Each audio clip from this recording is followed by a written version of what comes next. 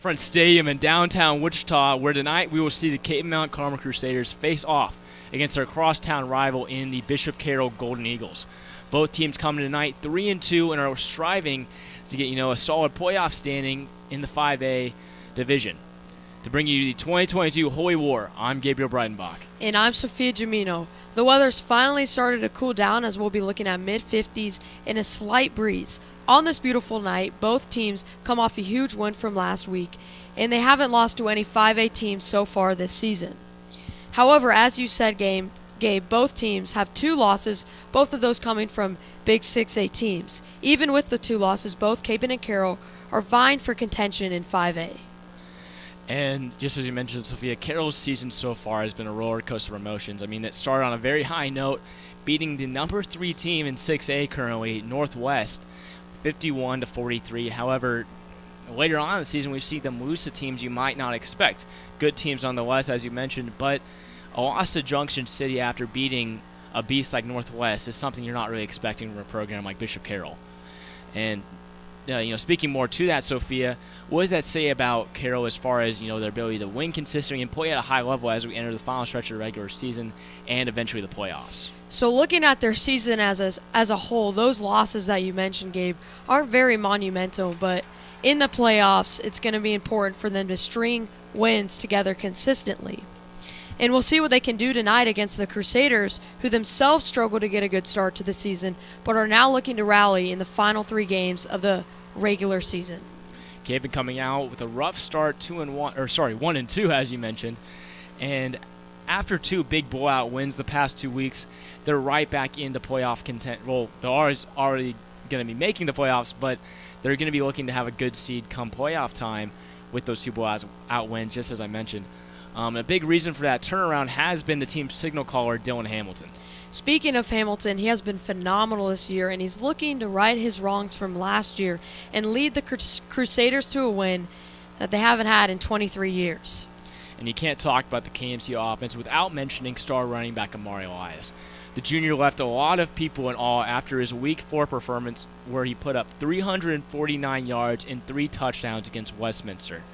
And Sophia, as he crosses a 1,000-yard marker midway through the season, one can only imagine what his stats are going to look like as we enter the final stages of the regular season. Elias, without a doubt, will be the X factor in tonight's game.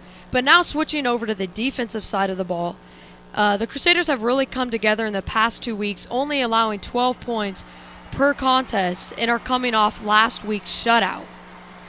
And another big thing for Capen so far here this year has been their defensive line. Struggled in the first part of the season, just like Capen did. But that being said, with some personnel changes to the defensive line, especially defensive tackles Louis Trawley and Ben Zaludicki, it's been great for Cape Mount Carmel Crusaders so far here this season. Coming into this season, Zaludicki was seen more as a utility-type defensive lineman, coming in for certain formations when needed. But since entering the starting lineup, he's been a huge contributor to the defensive line and has done a great job in the run game to plug up holes whenever Capen faces a strong running team. And the defensive line is definitely going to need him tonight as they face off against an offensive line with an average height of 6'2" and average weight of 254 pounds. Led by junior tackle Hank Purvis, the Carroll offensive line has been the team's bright spot all season. It doesn't show any signs of slowing down. And of course, Jackson King, number 18, the quarterback for Carroll, benefits from the offensive line's success the most. And King has been a feel-good story for Carroll all season after his storybook debut. Carroll comes into that game facing Northwest. They get down 9-31 early in the third quarter. A quarterback change which saw King take the spot of Zach Steven. King comes in and leads his team to a 53-41 win. I mean, it almost seems like I'm lying to you with a score like that after being down 31-9, but nevertheless, King came in and he's been phenomenal ever since. Yeah, a true story tale. But entering tonight, King has logged 534 yards and 2 touchdowns through the air and leads the team in rushing with 522 yards and 9 touchdowns on the ground. As a true dual-threat quarterback, King will be priority number 1 for KMC's defense. Another aspect of this Carroll's offense is their receiving core, led by senior wideout Tate Blossy, who leads the team in almost every receiving statistic with 27 receptions for 456 yards and 3 touchdowns. Alongside him are juniors Van Hamburg and Luke Holthusen. The trio has averaged 134 yards per game and will be looking to spearhead the Carroll offense tonight. And Sophia, something I'm really excited to see here tonight is just the way both these teams match up against each other. Capen, of course, coming in very run-heavy and very run-dominant, of course, with Amari Elias. But Carroll has not been known to be the best run defense. Now, that being said, they're not, something to bat your eyes at. But that being said, Capen is going to definitely have an avenue to get things going on offense when we start things out. And if you're looking at it from the opposite perspective, Carroll isn't a very run-heavy team, while Capen, their rush defense is not good. Let's just put it that way. Or they haven't played well so far here this season against big teams like Northwest. But, when you take a step back and look at all of that in perspective, what does that leave you with? Well, you see Capen Mount Carmel, who is a very strong run team, and Bishop Carroll, who isn't as strong on the run defense. And then you see on Carroll's offense, they have very pass-heavy, and if they are running the ball, it's definitely going to be with their quarterback. And Capen's defense, who isn't great against the run defense, and whether their pass defense is up to standards is still yet to be proven. But overall, there's going to be a great matchup for each other tonight, and so I'm very excited to see what both teams can do out there on the field. And speaking of this field, a new stadium for the Yeah, Holy War. it's really such a great view. You can see the city in the background. We're just blessed. Thank you to Riverfront Stadium and the city of Wichita for hosting this Holy War. It's great for both teams to get out here. The field looks great. Transformation, well done to workers transforming the field, and it's going to be awesome. Both the stands are filled. See kids playing in the background, in the outfield, and just both teams ecstatic to be here. And it looks like Carroll will be kicking off, and Capen will receive for the first time here tonight. And, of course, the return man for Capen Mount Carmel will be number 1, Jackson Daniels. And Jackson Daniels has been an absolute unit for Capen so far here this year. He's played almost every position on the field and has been one of the top athletes for Capen. Primarily is going to be one of Capen's safeties, but also the backup quarterback, and has shown the ability to run the ball whenever needed. So, you might see him as, either a slot wide receiver who comes across for a jet sweep or even at running back. Yeah, and he will come in sometimes to give Dylan Hamilton a quick breather. As you said, mostly for the rushing threat, just does a great job of reading the field and trying to get up. And now Jackson Daniels receives it about the 1-yard line and has some room now.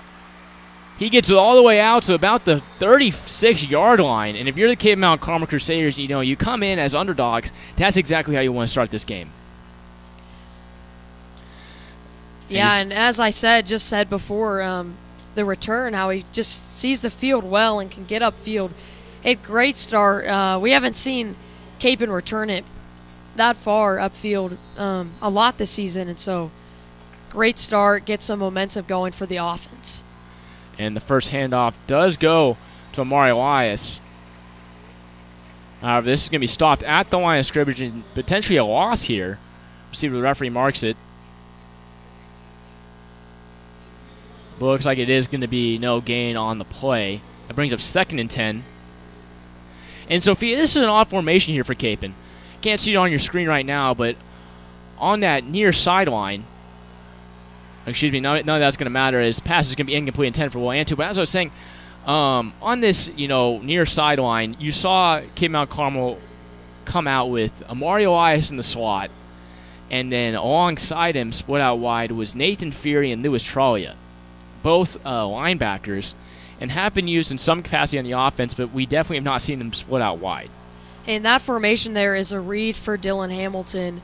Nathan Fury is looking to block Lewis Trollia, get a little bit upfield, and Amari Elias running a little bubble route.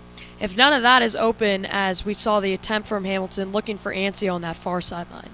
And now Nathan Fury is going to get it for the first time here tonight from that fullback spot, and that is not going to get enough for the first down. It's going to be about a gain of 3, maybe even 5.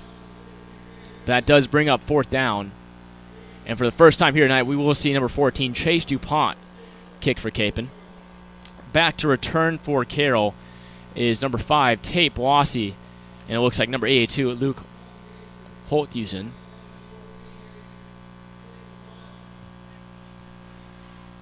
And DuPont's kick up and away. Some nice bounces. Get it to about the 20-yard line. The referee spots it. And for the first time here tonight, we'll see the Carroll offense. Disregarding the great return by Jackson Daniel, Capon's offense made very little progress there. And so now it's the defense's turn to kind of step up and help the offense out. In the past, we've seen Capon, when they're most successful, is when the offense and defense help each other out and carry each other on their backs.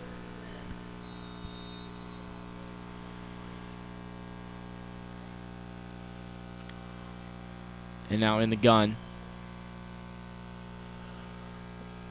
we will see Carroll's run attack here for the first time.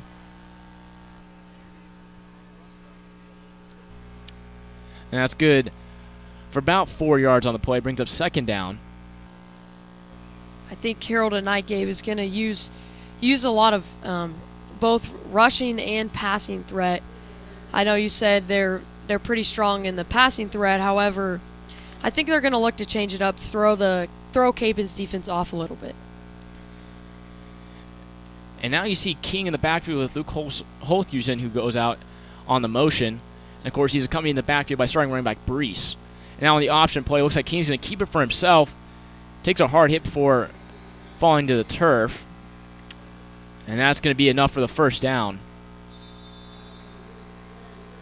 And it looks like that'll be a first down at about the 37-yard line of Bishop Carroll.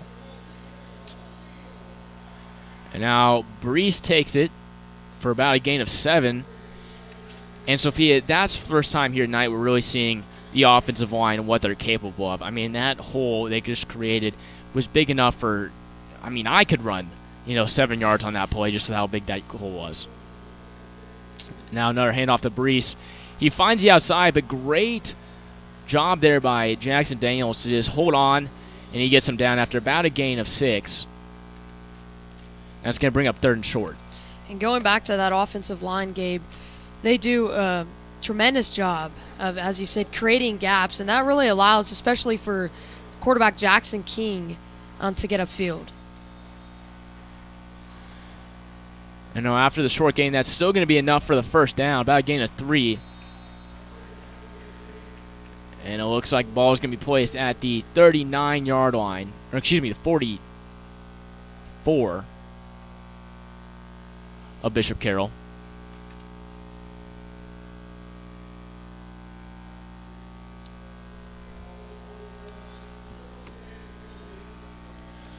We'll see what they can do on 1st and 10. King takes a snap. He's going to keep it for himself. Tries to find a hole, but instead finds a trio of Capon defenders. Adrian Turner and Charlie Christman's the first one there. Followed closely after by Jackson Daniels. Adrian Turner, a huge player for Capon's defense this year. Started to see a lot of playing time last year as a junior, now a senior leader for the team. Does a great job of getting those tackles. And now after the short gain, that's still going to be enough for the first down. By a gain of 4. And Sophia, we see Carroll coming out with the rush attack. And we talked about pregame. Their primary rusher is their quarterback. And for the first time here this season, we're kind of seeing Brees develop in the backfield. So see what they do with that as we continue on the game. And now King in the gun. Fakes the handoff now on the triple option. It looks like Zach Steven gets it. And he's brought down after about a gain of 5. Looks like the ball will be placed at the 40-yard line of Cape Mount Carmel. So that brings up 2nd and about 4. I think so far just great strategizing by head coach Dusty Trail changing it up with the run. Capen's probably been prepping all week, expecting Jackson King to use majority of the rushing.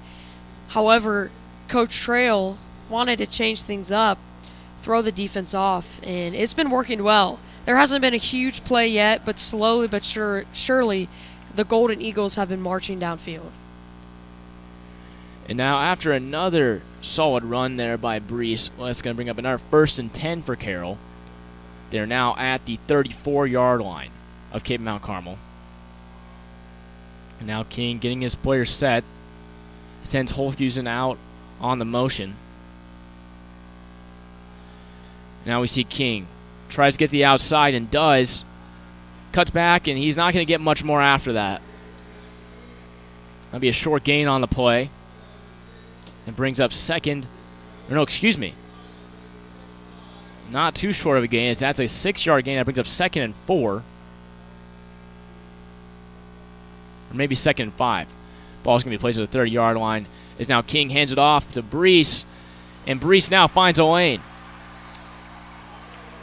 And now for the first time here tonight, we will see Carroll enter the KMC red zone.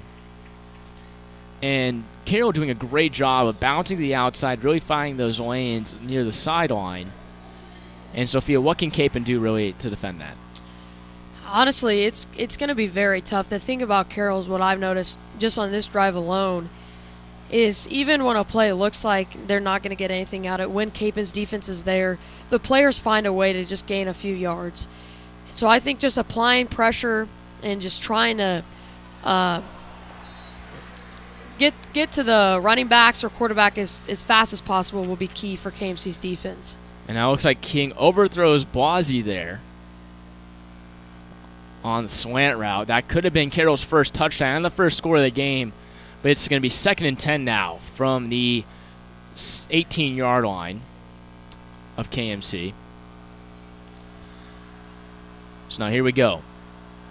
King takes a snap, hands it off to Brees up the middle, and that's going to be little to no gain. Louis Trollia there on the tackle read that play really well, and great stop by him. And now 3rd and 10 after 2 unsuccessful plays for Carroll. And you see Van Hanberg enter the game for one of the first times here tonight, and that's almost a key sign they're going to be passing the ball to try and get the conversion. And let's see what Bishop Carroll decides to do.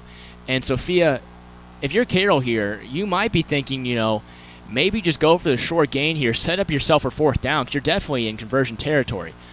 And now King looks, has a man, and that's Van Hanberg. As we just mentioned, he enters the game, and with his first play from scrimmage, he's going to have a 1st down. And that's 1st and goal now from the 7-yard line. And great rollout there by King. Always tough for right-handed quarterbacks to roll out to the left, but got his body in position to make a great throw. Now here comes King. He hands it off to Brees, and Brees going to fight forward to about the 4-yard line.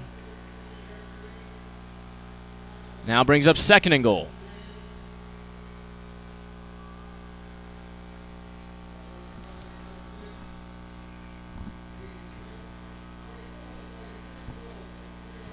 Now Carroll trips on this near sideline, one receiver alone on that far. And let's see what King can do. King gets to the outside and gets into the end zone for the 4th score of the football game. And that puts up Carroll 6-0. Yeah, touchdown by Jackson King. Just walked into the end zone there. Very little pressure from KMC's defense. And as we talked about in the pregame, Carroll's offensive line is just massive. And a big, priority for Capen, especially on defensive line, is going to be for those outside linebackers to get around that offensive line and try to contain the run. We've seen it time and time again on that drive, as looks like Hudson Lee knocks that over the upright for a good conversion. And it's going to be tough with that offensive line. Not only are they big, but they execute very, very well, as you saw on this drive with the success of a touchdown. And for Cape Mount Carmel, as I was kind of saying earlier, those outside linebackers have to get around that offensive line and contain, King or even just the run game. I mean, if you're able to take your outside linebackers and kind of push the run up the middle, that's going to, allow those inside linebackers who are the stars of KMC's defense, of course, that being Nathan Fury and Adrian Turner. You're turning those backs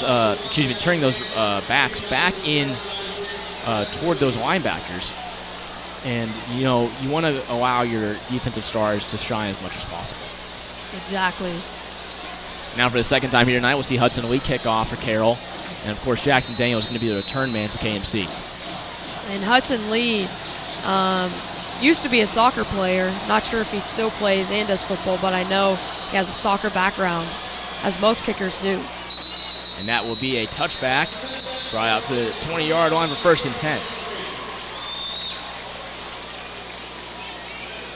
And Sophia, as we mentioned earlier, Capen's first drive, not the most successful and not something you want to see coming into a big game like this.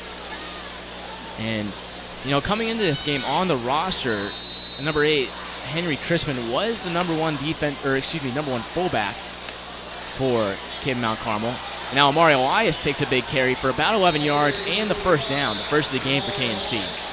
But as I was mentioning, of course, Capen's starting fullback has typically been number 8, Henry Crispin, but here tonight we see number 4, Nathan Fury, who I previously mentioned as the star middle linebacker for the team. And he's done a great job here just on that play alone. We'll see what he can do in this game.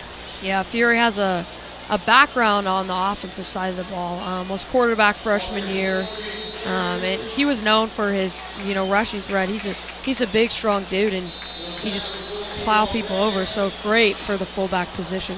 Excuse me, that wasn't a first down on the last play, but now on this play, Capen's able to get it with a fullback dive from Nathan Fury. And this will be a 1st and 10 now from the 30-yard line of KMC. And Sophia, you see on this near sideline, Bryson Hamilton. Typically we see, Maxwell Keller a trip right at the wideout position. But, Bryson Hamilton's been doing a great job so far here this season, and we'll see what he can do here tonight. Now Mario Elias gets another handoff. He's going to be swallowed up by that Carroll defensive line, however, on this play. And that'll be no gain. Brings up 2nd and 10 now.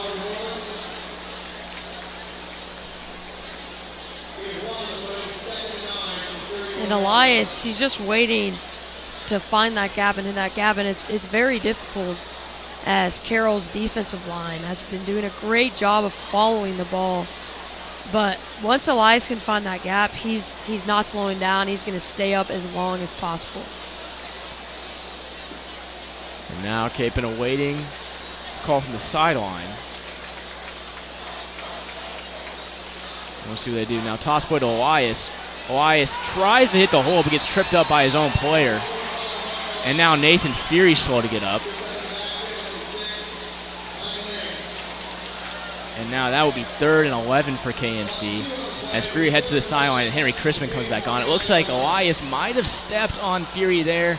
See it on the replay.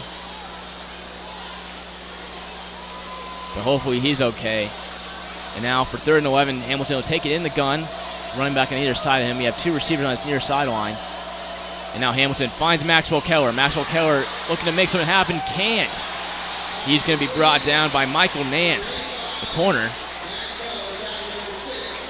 And that brings up 4th and about 8 as the punt team comes back on for KMC. And as we mentioned, Sophia, shown signs of improvement from the first drive, but Capen Mount Carmel is going to have to either get their run game going or just get their offense in general going if they want to stay in this football game. Yeah, and Coach Sharps, we typically see him go for it on 4th down, but he knows how aggressive this offensive team is. And so he's playing it safe, which I believe is a smart decision. And Cooper Busing, the return man on that, he calls for a fair catch. Now have them at about the 36-yard line. See where the referee places it.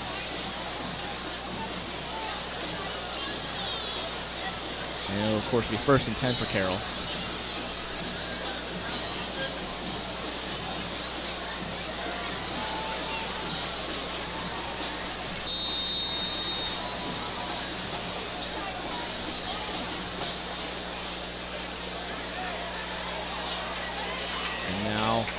King comes on for the second time tonight. And, of course, if you're just now joining us, Carroll's first drive ended in a touchdown.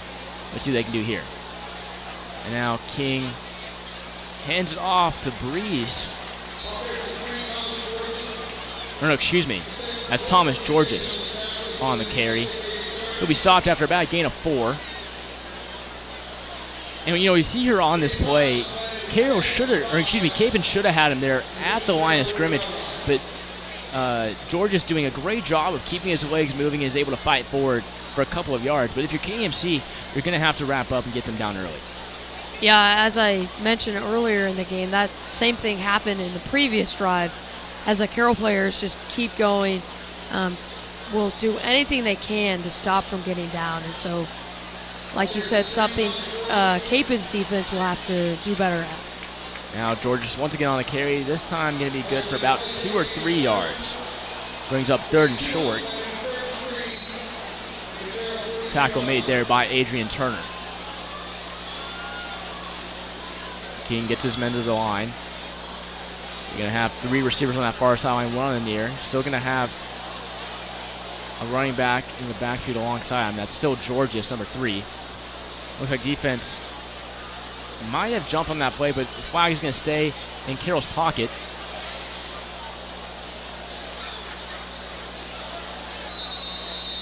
And now it looks like timeout is going to be taken. Or no, excuse me, that's the end of the first quarter. My apologies, wasn't paying attention to the clock. And after 1, we have a score of 7-0, and Carroll will come back to a 3rd and 3 after the break. And Sophia, what are some of the key things you saw in that first quarter? I think Carroll's offense did an amazing job of scoring. Obviously, that's the key tonight. And they just slowly made their way downfield. Didn't have to do anything special. And that's something Capon's defense can capitalize. If Carroll is going to continue to try to run the ball, that's where the Crusaders can make up ground and try to get those stops and prevent first downs. And one of the reasons Carroll's run offense has been doing so well has been Capon's run defense. And part of the reason for that is Carroll runs a very spread type offense. I mean, we see 3 to 4 receivers on almost every snap taken by Carroll. And what that does is it opens up the offense. And on the defensive side, from Capon's perspective, you have to put at least 1 or 2 defensive backs in for every receiver on the field.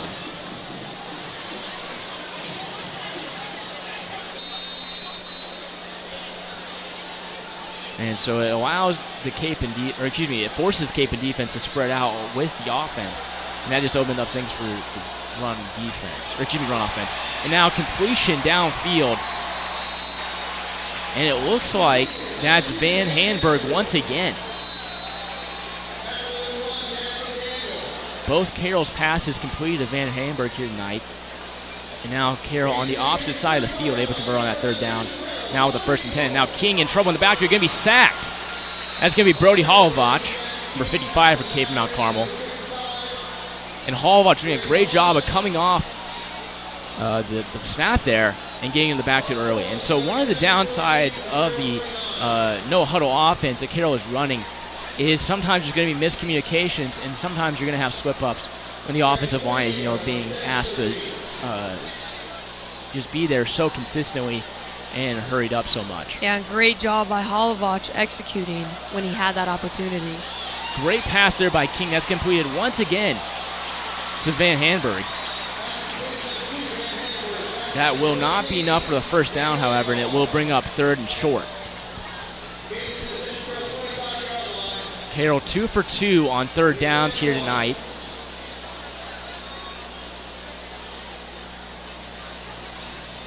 And we'll see what they can do here.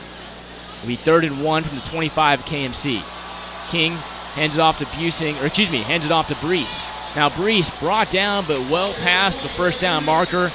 And Carroll will once again be in the Capon red zone. However, there is a flag on the field. Let's see what we can see on the replay. And can't see anything in the replay, but now the referee says that will be holding on Bishop Carroll, and that pushes them back from 3rd and 1 to now 3rd and 11 And if you're KMC, you got to capitalize on this break. Yeah, it's a great break, and they have this opportunity in front of them. They cannot throw it away if they want to stay in contention. And we've seen Carroll show off their ability to throw the ball downfield, and you got to think that's what they're going to be doing here. That being said, we mentioned earlier with them, maybe setting it up for fourth down. And if King has it open, he might look for the short pass and then eventually try to get something later, but he's not going to have to do that at all. It looks like Tate Boise. Tate Boise there on the reception. He's going to have the first down. You see him get those feet down, potentially step out of bounds, and he does. Referee going to say it's 4th and 1, and Carroll is indeed going to go for it. See what they can do, and the handoff goes to no one. Now King in trouble. See if he can get to the outside, and see the referee spots it. It looks like he might have gotten it, and he does. That is a first down. That'll be a first down for Carroll. And you see this play break down almost instantly, but King does a great job of getting outside the tackle box. Eventually brought down by Nathan Fury, but able to get the 1 yard that was needed for the first down. Now for 1st and 10, Carroll going right back at it. Now King drops back, looks to the middle of the field, has a man in Blasey, and Blasey into the end zone for a touchdown. Second in the game for Carroll, first passing touchdown for King. However, there is a flag on the play. And let's see what the flag's going to be. Potentially catching another break. And it looks like that's just what it is going to be.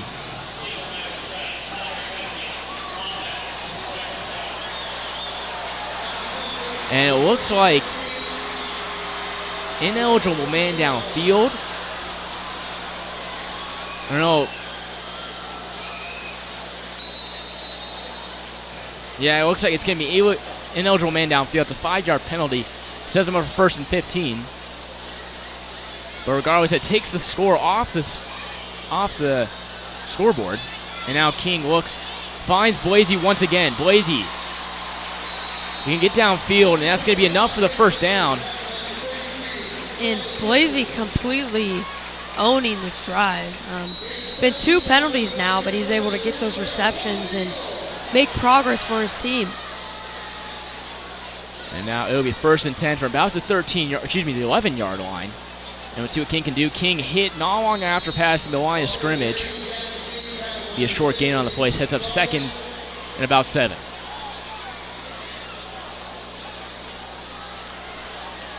And Carroll with a chance to go up by 2 scores early. Sophia, what would this score mean to Carroll in perspective of the whole game? It would be huge, as Carroll is getting the ball after halftime. So that set him up really nicely for the rest of the game. And it'll just continue that momentum and help their defense out on momentum as well. And now King, 3 receivers on his near sideline, 1 on the far. And King may be looking to go back to Blasey as he has an isolation type play. But now Georges going to get the handoff, and he will be brought down. And that will bring up a 3rd and about 5. And Carroll definitely in a territory where they're going to want to go for it on 4th down. So it might just be 2 run plays or even just a short pass. We'll see what they do here.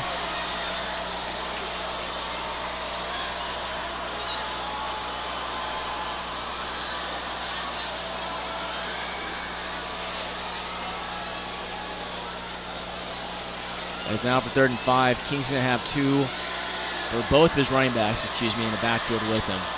2 receivers on his near sideline, 1 on the far. Now King takes a snap, fakes the handoff, and that will be out of the back of the end zone, incomplete. And a lot of those Carroll fans looking for a flag on that play. But it looks like that ball might have been uncatchable to begin with, so that's going to bring up 4th and about 5. And it looks like the special teams unit will be taking the field. And now Hudson, lead number 96, on to attempt a field goal. He's already converted on 1 extra point. Not too much farther. This will be about a 22-yard attempt for the former soccer player or current soccer player.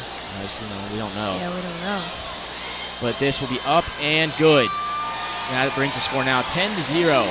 for Bishop Carroll. And if you're Cape Mount Carmel, you're going to get the ball back here with 8 minutes left to go in the second quarter. Sophia, what is their mentality heading into this drive? It is just crucial to score. It would be nice if they kind of chew down the clock, maybe make it a 10-7 game. Obviously, ideally, of course, you'd want to, if you could, score quick, get a stop, maybe try to score again. 8 minutes left, though, and just based on the style of Cape's offense, they take longer with drives. So I think Coach Schartz really, honestly, is just making progress upfield. They can't score a touchdown unless they get a first down. And, just looking at the overall stats for both teams right now, Carroll with about 140-some yards, about 141 yards, and Capon with only 15. Just looking at that stat alone, you kind of get an idea of how this game is going. And now, looks like on to kick off for the first time here tonight. It will be Van Hanberg. Talked about him earlier with his wide receiver play, but for the first time here tonight, we'll see him kick off. And this kick will be up and away. It'll be a short kick, fielded. It looks like Bryson Hamilton there. But it looked like he might have thought he had a fair catch and then second-guessed himself, so he took a knee.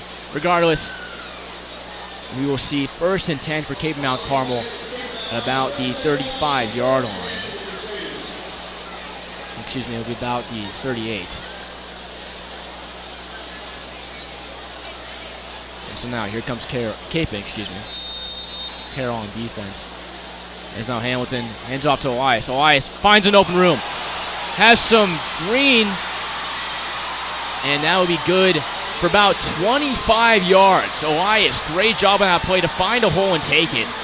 You see here on the replay, not much there for Elias, but he finds a lane and he takes for all he can. He's brought down there by number 22, Busing for Carroll.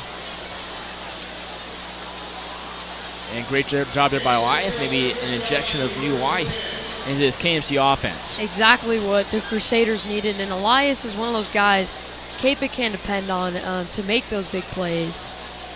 And it was just great for him to come out hot. And now Hamilton takes a snap, fakes the handoff to Elias, and instead hands it off to Henry Chrisman, who is not going to find much at all. Only about 1 yard on that play for him.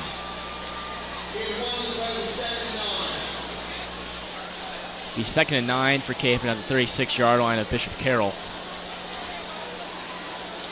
And now Capon really not wanting to throw this opportunity away, looking to get to at least about the 20-yard line, maybe the 25 to get into field goal range. At least gets something up on the board as now Hamilton takes a snap, hands off to Elias. Elias finds another hole, cuts back to the middle before being brought down. And Amari Elias starting to heat up here. If you're Cape Mount Carmel, you're really hoping he heats up sooner rather than later. Yeah, and part of that is just the offensive line doing their job, coached by Chris Bloomer. Just making sure they're executing will be key to help the run offense. Now for 3rd and 4. Capon, of course, definitely in 4-down territory. Let's see what they do here. Hamilton once again hands off to Elias. Elias finds a room down that far sideline. Fights one man off, and he's going to be pushed out of bounds around the 9-yard line. And for the first time here tonight, we see Capon in the red zone of Bishop Carroll, and now inside the 10 for 1st and goal.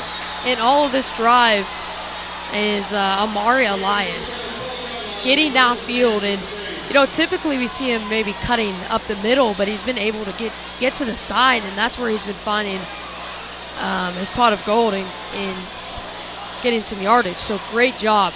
And Sophia, we talked about earlier how Carroll's spread-type offense forces the Capon defense to spread out.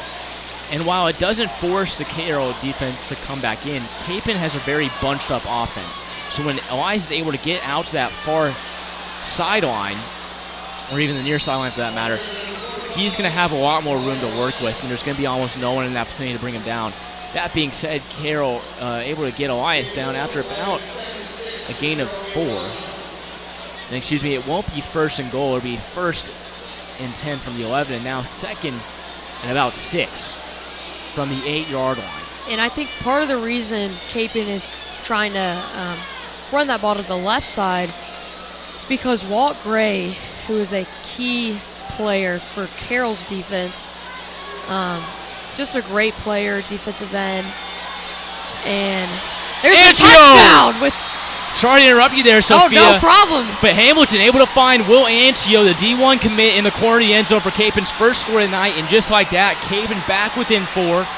And now Chase DuPont back on to kick for Capen Mount Carmel. Sorry, thinking of Hudson as in Hudson Lee of Carroll. And, wow, just what the Crusaders needed there. Get some momentum, get some confidence. Very slow start, but that's what they need is a touchdown. And now Chase DuPont, his kick is up and good. And that brings Capen within 3, 7-10 to score now with 5:30 left to go in the first half of play. And we've seen Carroll drives take upwards of 7-8 minutes so far here in the game. And so, Sophia, do you think they're going to be able to string something along here with 5 minutes left to go? I think they definitely have the possibility, just going back to week 1 for them, being down 9-31 and ending up with 53 points. That just shows they are able to score a lot of points in a little time. But this game, as you said, has been a little bit of a slower pace, but I think they may look to pass a little bit more in order to get downfield for this drive. And Sophia, we see Will Ancio coming up for his team in the clutch there.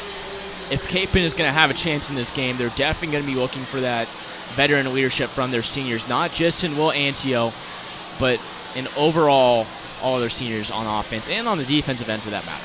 Yeah, and the younger guys on the team are looking up to those seniors, and the main thing is just having confidence. The seniors have been through a lot against Carroll. Senior year, barely losing. Last year, barely the year losing. Before that. Yeah, and so their whole careers here at Capen have been very close with Carroll, and so trying to make a statement on their last game. And Chase DuPont's first kick of the night will go for a touchback, as that will bring the ball out to the 20-yard line for 1st and 10 for Bishop Carroll. And so King and Boissy, the dynamic duo for Carroll so far, coming out onto the field. As I mentioned, 5:30 left to go in the first half of play. Carroll looking to build up their commanding lead, or to build up a commanding lead, that is, only up by 3. And remember now, Carroll will get the ball after halftime. So Capen's defense really got their work cut out for them. And now that's Brees. Brees able to find a lane, and it's going to get a run for about 8 yards, but a fumble, and Capen says they have it. And indeed they do, and now with 5 minutes and 21 seconds left to go in the half, Capen Mount Carmel is going to have a chance to do something with the football. Electric energy here. Capen's defense finally making a great play there, and very exciting news for the Crusaders. And the main thing here is they do not need to rush at all. Very close to the touchdown, around the 20-yard line, 25-yard line, and so just taking their time. Yeah, at 27-yard line, Capen will have 1st and 10. Flag, of course, on that play. That's going to be offensive holding, going to be declined by Coach Schartz, and Capen will have the football, as we mentioned earlier. Now Hamilton hands it off to Elias. Elias looking to get something up the middle and stays on his feet. And I don't know if they're going to be able to show the replay of that one. But, you know, we talked about this in previous games. The ability that Elias has to not only stay on his feet, but just keep his balance overall is just tremendous. And you see it there on that play. He's on a single leg, doesn't even have a hand on the ground, able to keep himself upright and fight forward for another yard or two. Now it'll be 2nd and 5 for Capen Mount Carmel. Now Hamilton takes a snap, hands it off to Nathan Fury, who's going to be blown up at the line of scrimmage. And now it'll bring up 3rd and about 5. It looks like actually they'll give him a yard on that play. It'll be 3rd and 4 for Capen Mount Carmel. Still in 4-down territory. However, it looks like Bishop Carroll will take their first timeout of the half. Yeah, Carroll's coaches getting their defense to regroup here. Very important, obviously, with that fumble by the offense. the Golden Eagles need to rely on their defense to prevent Capon from scoring. And it's a hard task as Capon's on the 20-yard line, very near to a touchdown. And you're exactly right there, Sophia, but a big thing for Capon right here is going to be not getting too far ahead of yourself. You get that fumble and you feel that momentum swing. That being said, you have to focus on one play at a time and take everything as it comes. Now with 3rd and 3, this is going to be their first test on this drive. And as we mentioned earlier, it's definitely 4-down territory if you're Cape Mount Carmel. Now that being said, you might want to go for the field goal, tie things up. But 2 solid runs here by Elias definitely is going to put you in good condition for 4th down. Or excuse me, a good probability of 1st down. As Elias gets the handoff, finds a right lane, and he's going to go all the way into the end zone, baby! Amari Elias with his first touchdown of the night. As for the first time in almost 23 years, Cape Mount Carmel has a lead in a Bishop Carroll game. Or against Bishop Carroll. They had a tie game last year. And if I'm not mistaken, they might have been up by 1 point, but for the first time in 23 years, Cape Mount Carmel will be leading Carroll heading into the half, is what I meant to say.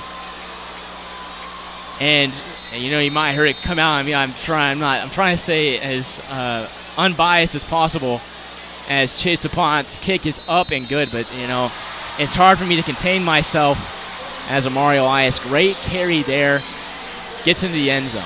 And barely any time off the clock from Capon's last score at around the 5.5-minute mark, and now 4 minutes and 21 seconds remaining. There wasn't a lot of time off that clock, and so the Crusaders have to go back to their defense and try to get a stop against Carroll's offense, who they're going to have a little fire in their belly with that fumble from the last drive and try to get downfield. And, as we mentioned, Sophia, earlier, Carroll's drives have taken on average, 6 to 8 minutes. That's kind of been the range, with the exception of that last drive. That being said, are they going to be able to turn on the Jets and get downfield? I mean, we've seen them get those big chunk plays with Blasey and, of course, Van Hanberg, who's been absolutely phenomenal in this game. But if you're Bishop Carroll, you're really going to try to look and get something going fast. And there's only 4:21 left to go in the first half of play. And now Chase DuPont kick up and away, and that'll be well over the head of both the return men for Bishop Carroll, and that will be a touchback.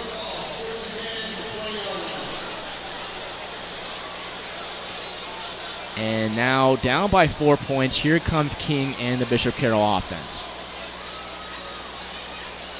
And Sophia, we talked about momentum earlier, and we talked about the momentum shifting after that fumble. Where's the momentum shift right now, or where does it stand, or, what do you think the overall position of momentum has in this game? I think Capon's defense right now has a lot of the momentum just because of that energy from their offense and from their last drive. And it's tough for Carroll for any team, really. If you have a fumble, a turnover, it's tough to gain that momentum back. And so I guess slowly but surely, Carroll's just going to have to claw their way downfield. And now King on his first possession here, or first rush attempt, I should say, gets about 2 yards. That brings up 2nd and 8 for Bishop Carroll. And now King drops back, looks to pass. Now Lewis Trollia coming in to pressure him. King looks downfield, has Blasey, and he has an open lane to the end zone. Let's see if he can get there. Blasey at the 30, 20, 15, 10, 5 in the end zone for the touchdown. And Bishop Carroll back on top with 3:34 left to go in the first half of play. Sophia, this was a very slow-paced game, not just 7 minutes ago on the play clock. That being said, just fireworks for both sides of the football here as Carroll looks to go back up by 3.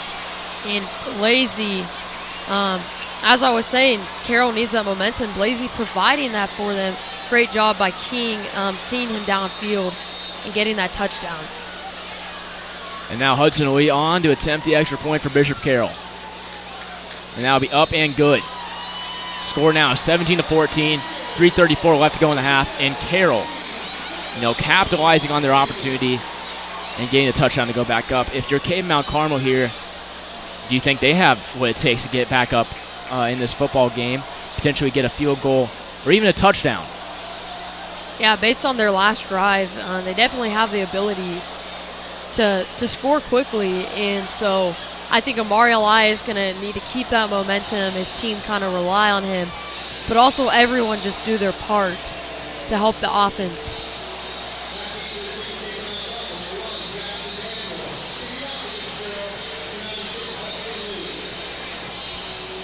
And now, let's see who the punt man will, or excuse me, the kicker. I don't know why I'm struggling with that one. But it will be Hudson Owe. We saw Van Hanberg come on last time, but Hudson Owe will be the kickoff specialist for Bishop Carroll. He's awaiting the referee's signal. And now gets the ball. And we'll see what Capon can do on the return. Jackson Daniels going to be the lone return man for KMC.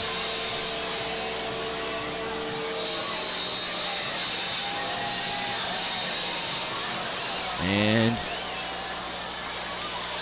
Lee is up and away.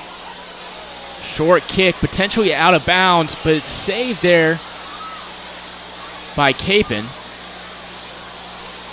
Looks like it was Noah Schreck on the return.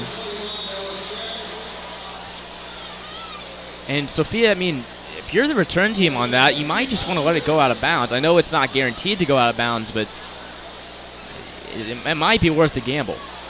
Yeah.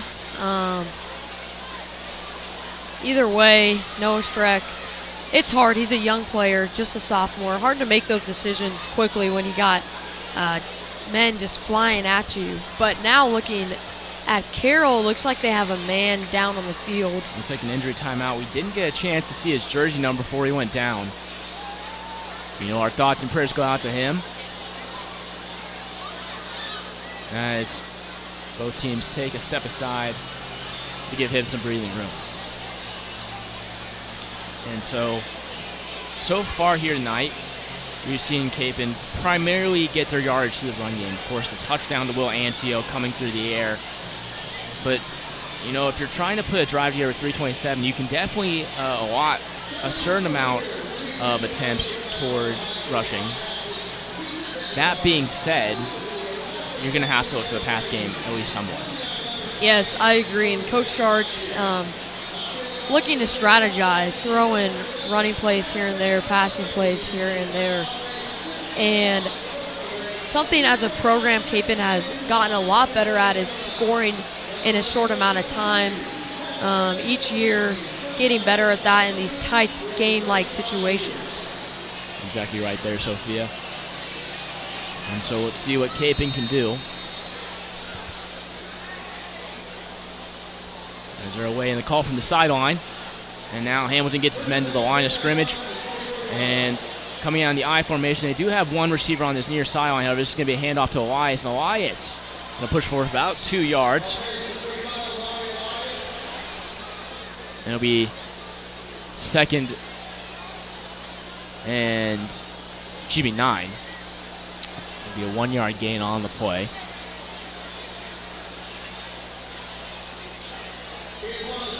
And,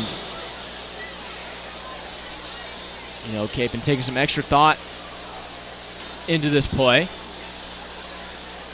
You know, you want to, you know, every single play you have on this drive should have a lot of purpose behind it. And now Elias gets the toss and is not going to have much. He's going to fight for about a yard or two on that, but it's going to bring up third and about 7. Excuse me, 3rd and 8. And Sophia, if you're Cape Mount Carmel, you might just look to run the ball here and get as much time off that clock as possible. Yeah, not a lot of momentum going for Elias here on these two rushing plays. However, you know, you're not going to have a 10-yard run, 15-yard run, 20-yard run every play, and so he's got to take what he can get. And now play action. Hamilton looking, has a man caught, but ruled incomplete. That was Max Keller there. It doesn't look like he was able to get the feet down. And we'll look on the replay. And yeah, it doesn't look like he was able to get either of his feet in bounds. Still able to secure the catch, however. And now the clock will be stopped at 2 minutes as Chase DuPont comes on the punt. And if you're Cape Mount Carmel, you're really going to need to step it up on defense here. Head into the locker room, only down by 3 and nothing more. The lone return man for Bishop Carroll is number 22, Cooper Busing. See what he can do. As DuPont's punt is up and away. High punt. Fair catch signaled for, and it will be at the 40-yard line. And Carroll will come out for 1st and 10. So Cape been trying on their defense to just prevent any big plays. 1:55 left in the half, and yeah, Cape does not want to go down by more and then give the ball to Carroll after halftime. And if you're Bishop Carroll, you're getting the ball out of the half, so not too much to lose here. That being said, if you're able to get into field goal range or even a touchdown, you're going to have a pretty commanding lead heading into the half.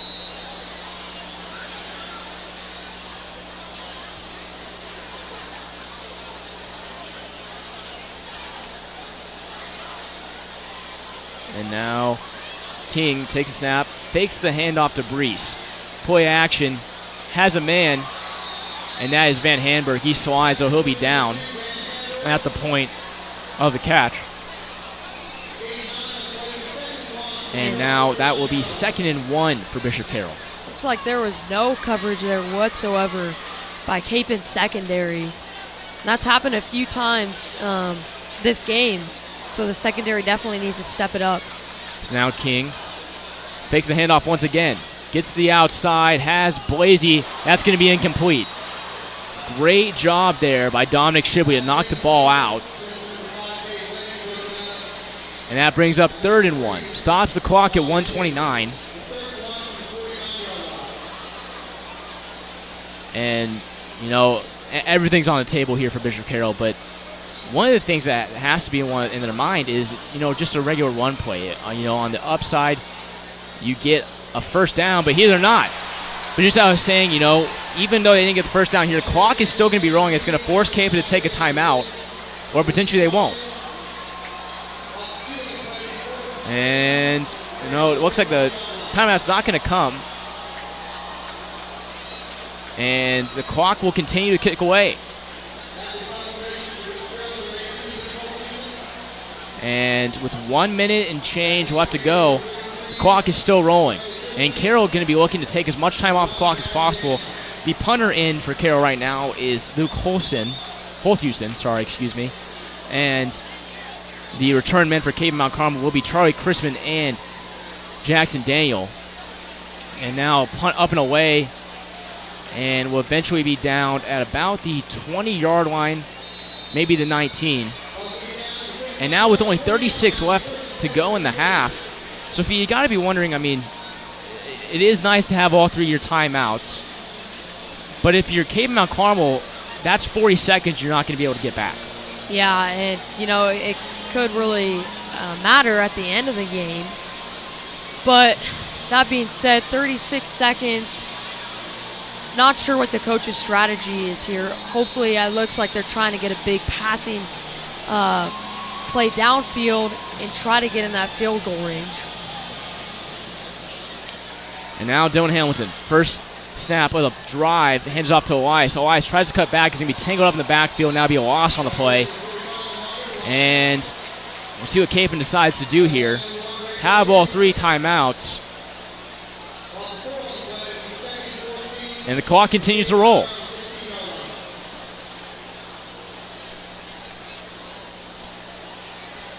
And they might just look to take this into the locker room. And they'll have one more play. Hamilton's going to have to get his players and it down looks and ready. like that will be halftime. Bishop Carroll up 17-14 versus the Crusaders. And Carroll will be getting the ball after half. And I spoke a little too early there. As I mentioned, Capen going into the half with their first lead in about 23 years. I'm sorry, I'm going to have to take back my words there. But regardless, Capen going to be heading into the locker room down by 3, very manageable. but they're going to have to come out of the locker room with a new mentality, or actually, no, the same mentality they had when they got that fumble. And, that being said, overall, good half from Cape Mount Carmel. They came into this game as underdogs, and as underdogs, they have done very well. So, Sophia, what are some key points you saw from Cape? I think they started out really slow, but just finally getting that momentum. Amari Elias, of course, helping out with that on the offensive end, and then, as you said, the defense getting that fumble. So just trying to make, plays, and it's really just the little things that'll help him with the rest of this game. And we will talk about Carroll when we come back, and now we will step aside as the Carroll Marching Band heads onto the field.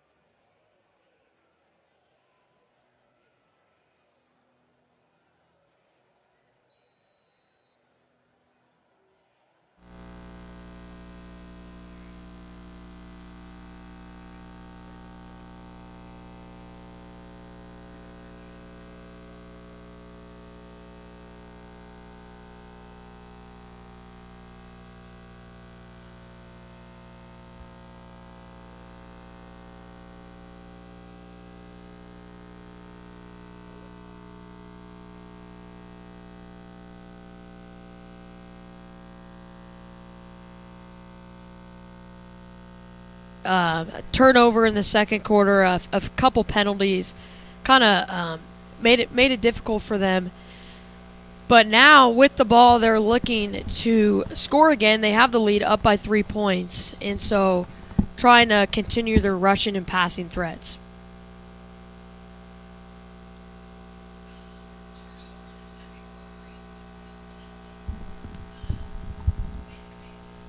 Sorry, experiencing some technical difficulties there, but now King takes it up the field. He's going to be brought down by Jackson Daniels. You know, Jackson Daniels, the last line of defense there, and that would have broken big if he didn't make that tackle. Yeah, good job by the sophomore making that play.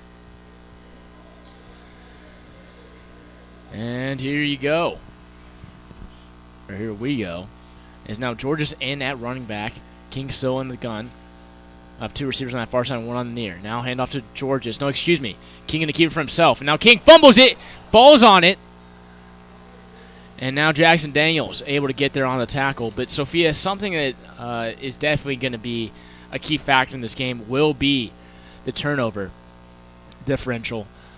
And so, I mean, if you're Carroll, you're really just trying to, remain in the driver's seat, kind of slow, methodical drives, pound the ball. And if you're Capon, you're just, all hands on deck trying to get all the way out there. And so in those types of games, it's going to be, who catches the most breaks. And Capon already with one fumble recovery, and that turned into 6 points. And so looking forward, they're going to have to keep things going. And now Georges with some open room. He has the far sideline. It'll be pushed out of bounds at about the 7 of KMC. Big time run there, and that's a big momentum shifter for Carroll out of the half. Yeah, great job by Georges finding that outside edge and getting downfield. And now here's one of Capon's first tests on defense and one of Carroll's first opportunities as they will take their first snap. And now looks like Brees not going to quite escape Jackson Daniel there. Going to be a very short gain on the play, and now bring up 2nd and goal. And Jackson Daniel, just this drive, has 3 huge tackles, trying to do whatever he can to prevent the Golden Eagles from getting in that end zone. And now King trying to draw defense offside. That doesn't work, so he looks back to the sideline for the call. And now Capon switching up the formation a little bit. Let's see what King does. King takes a snap, hands it off to Georges, and Georges fights forward in the end zone for a touchdown. And that is a big play for Carroll coming out of the half. That puts them up by at least 9 points, potentially 10, after Hudson Lee comes on to attempt the PAT. In Carroll, first half, slow drives, but right there just scoring in around 2 minutes. And so definitely getting downfield and looking for those big plays. And so Carroll looking to go up by 10 here, should go up by 10. However, it's a botched snap and an incomplete pass. So the score is going to remain right where it was just a moment ago, and it'll be 23-14. And Sophia, the snap here comes out just a little too low, and it will be, they're showing the replay of the touchdown right here. But, going back to that snap, it's just a little too low, comes off the ground a little weird, and the holder not able to get a good grab on it. So he, calls fire, tries to make something out of nothing, and that time can't make it happen. And that's a good sign for Capon, as, down by 9, they have an opportunity to score here and, cut that lead down. And instead of, potentially depends on how this game goes, but scoring and then getting a field goal to tie, they could take the lead with a field goal if Carroll doesn't score anymore after this point. And now Hudson Lee on the kickoff for Carroll. Capon needing a score here to stay in the game. Still plenty of time to play, but you don't want to give Carroll back the football with a chance to go up by 3 scores. Now we kick. Going to be fair caught at the 29-yard line. That's Peyton Gosh on the recovery. Peyton Gosh got some time as a freshman last year as the long snapper. So good to see him in the game, trying to contribute as a wideout.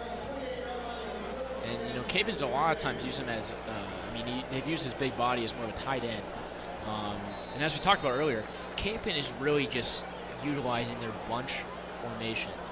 And what I mean by that is, you have, 2, sometimes even 3 running backs, and it forces the defense to be very compact. And so it allows you to get that outside run game going.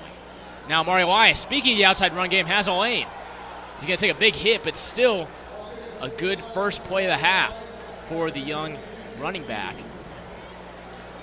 A good way to start the drive for the Crusaders.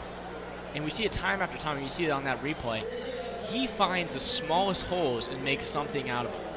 And so he's doing a great job here this game, and they're definitely going to need him in the second half of play if they want to stay in this football game. That brings up 2nd and 3 for the Cape Mount Carmel Crusaders.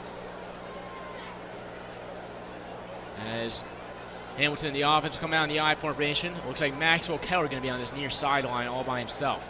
Handoff once again goes to Elias, and Elias going to fight forward for about a gain of 3 or 4. See if that's good enough for the first down. That will be a first down there by Elias. And I think Capen really just needed to take their time on this drive. They're in no rush. Third quarter, got plenty of time on the clock, but they just have to make sure each play they're making progress. And now down the field, that's Maxwell Keller, and that's going to be pass interference on Bishop Carroll. That's a huge play there, Sophia. It looks like Reed Hanberg, the senior brother to Van, tackles Max Keller before he even has a chance to get the ball. So obvious pass interference there. You see his Carroll teammates almost scolding him. And you got to imagine that's going to affect his confidence as a corner. And as a reminder, I know a lot of you fans at home are familiar with the NFL rules, but in college and high school, it's only a 15-yard penalty from the original line of scrimmage. So in some scenarios, it's almost better if you're a cornerback and you're getting beat on a fly route to just grab your guy. Because, you're giving up at most 15 yards versus potentially, 50 and even a touchdown. So regardless, it'll be 1st and 10 from the Bishop Carroll 46-yard line. We'll see what Capen can do. Now, Amari Elias tries to cut back to the middle, but meets the Carroll defensive line.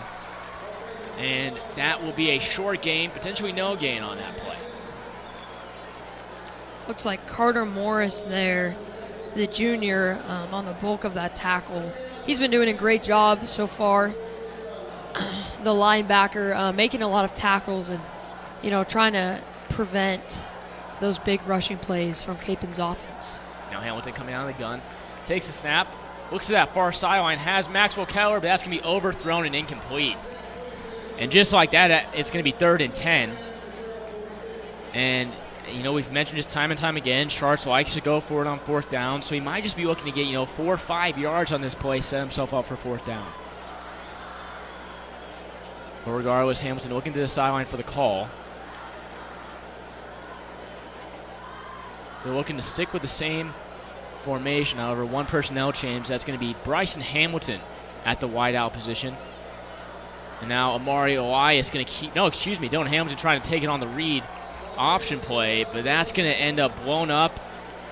And it looks like Capen's going to have to send the punt team out. Not exactly what they were wanting to do there after that penalty. Yeah, if you get a penalty like that and, get those extra yards, they have to capitalize on instances. And so now Capen's defense has a lot of pressure on them to stop Carroll from marching downfield. And now one bright side to this situation will be the fact that Chase DuPont is a great punter. He's going to have a chance to pin them back deep here. And now looks like Busing going to take it outside his own 15. And now Busing has a lane. Busing still dancing around. He's going to be brought down about the 40-yard line. And just like that, Carroll is going to be in great field position looking to take a commanding lead. And after that drive by Capen's offense, not very successful, the special teams, should have stepped up there. You can't, you always think offense or defense, but special teams do have a play in every game, and they can do their part to contribute. And now here comes King and the Carroll offense for the second time in the half. Let's see what they can do. King on the read option is going to keep it for himself. Gets to the outside and has plenty of room to work with. That is once again Jackson Daniels on the touchdown saving tackle. However, Carroll now marching down the field and now into Capen territory. And you got to imagine, Sophia, what Capen would do without Jackson Daniels on defense. Yeah, I mean, it would be, even the first play from last drive, Jackson King with, a keeper, he could have scored there without Jackson Daniel on that tackle. And now run up the middle goes for 1 yard, potentially 2. See what the referee says. But Sophia, it doesn't take a rocket scientist to figure out that Carroll is having a lot of success with the outside run and is not having much with the inside run. That being said, it's going to come down to the outside linebackers of Cape Mount Carmel to be able to get to that outside and force the run up the middle. Yeah, and as we mentioned earlier in the game, it's a very difficult task for Capen's defensive line, as Carroll's offensive line is just amazing. Strong guys, as we mentioned, and they execute very well, so definitely hard for Capen's defense. And now just like that, after the incomplete pass, it's 3rd and 10. So Carroll is facing a similar situation that Capen did just moments ago. And so we'll see what they can do here on what seems to be, almost an effortless play for them, is they've only not converted on 3rd down 1 time in the game. And now it looks like Brees is going to have an outside lane. Tries to cut back and is going to meet 2 Capen defenders. That's Nathan Fury, the middle linebacker. He's the first one there. However, that's going to be well enough for the first. And now Carroll, once again, marching into Capen territory. And that's going to be right outside the 10-yard line.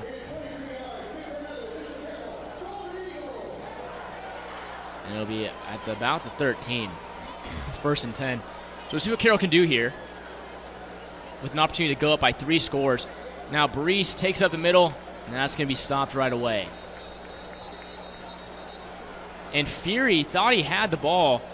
Brees was never down necessarily, but the play was called dead. I mean, if you're Nathan Fury, you can't be happy about that one. Yeah, he's probably, a little frustrated. He's been having a battle with number 65, Jacob Rassine, on Carroll. I've seen, 2 plays now where Fury just struggling to get on the outside edge and stop the run. So, yeah, definitely frustrating for him. And Carroll, once again, trying to draw Capen off sides, isn't quite working. And now King going to hand it off to Georges. That is going to be blown up. He gets his feet moving, and he's still going to get about 5 yards on this play. Austin Howard, the sophomore, there on that tackle.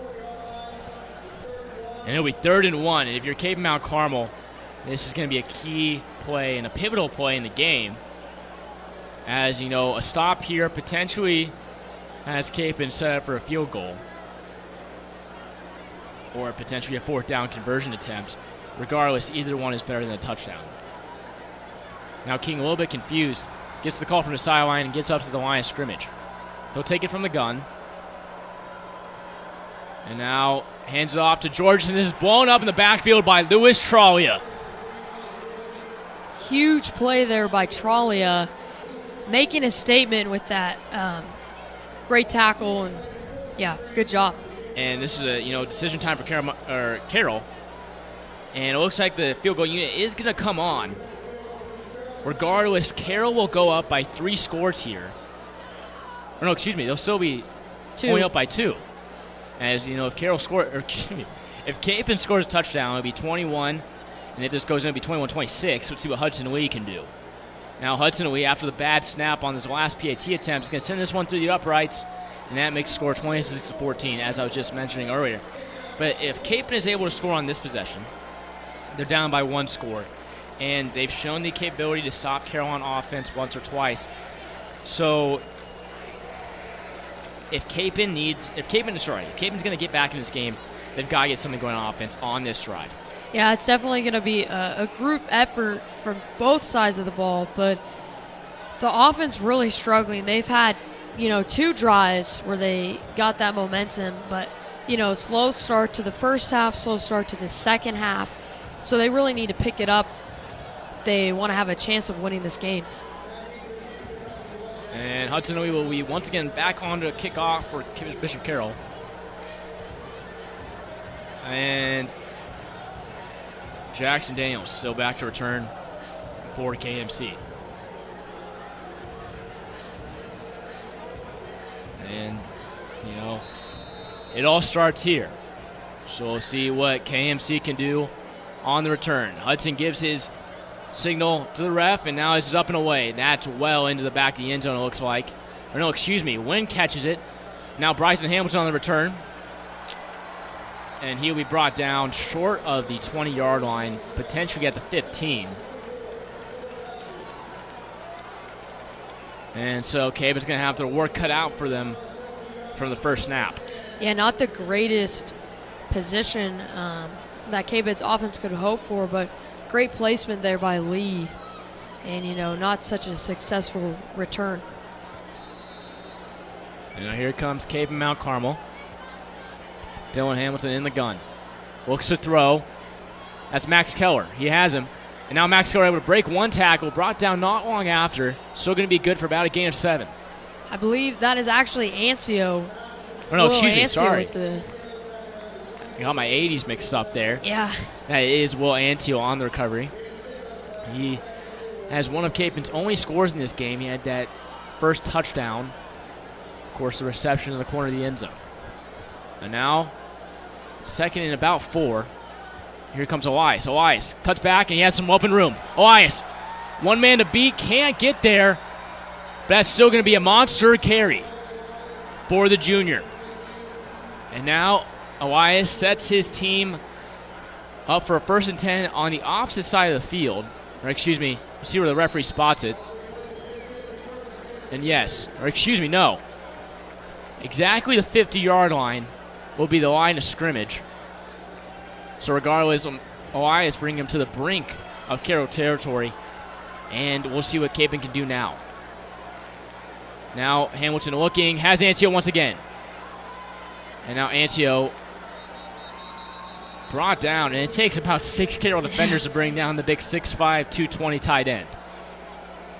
And, but great job by the secondary and, middle linebackers on Carroll quickly getting to the receiver. Excuse me, he's actually 6'6". Just wanted to correct myself there. And he's growing. Still growing.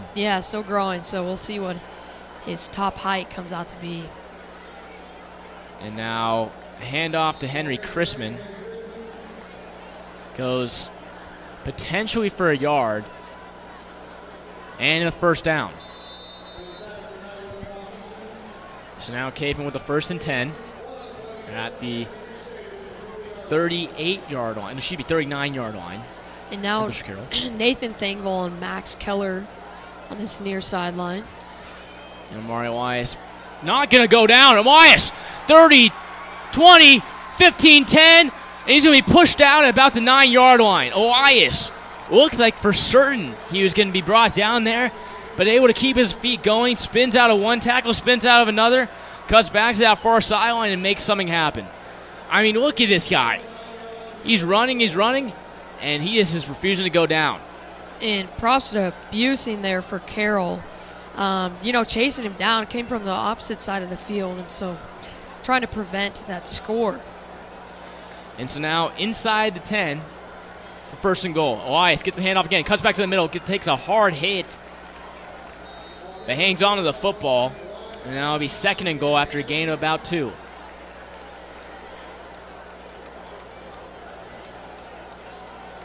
Elias will shaken up after that play.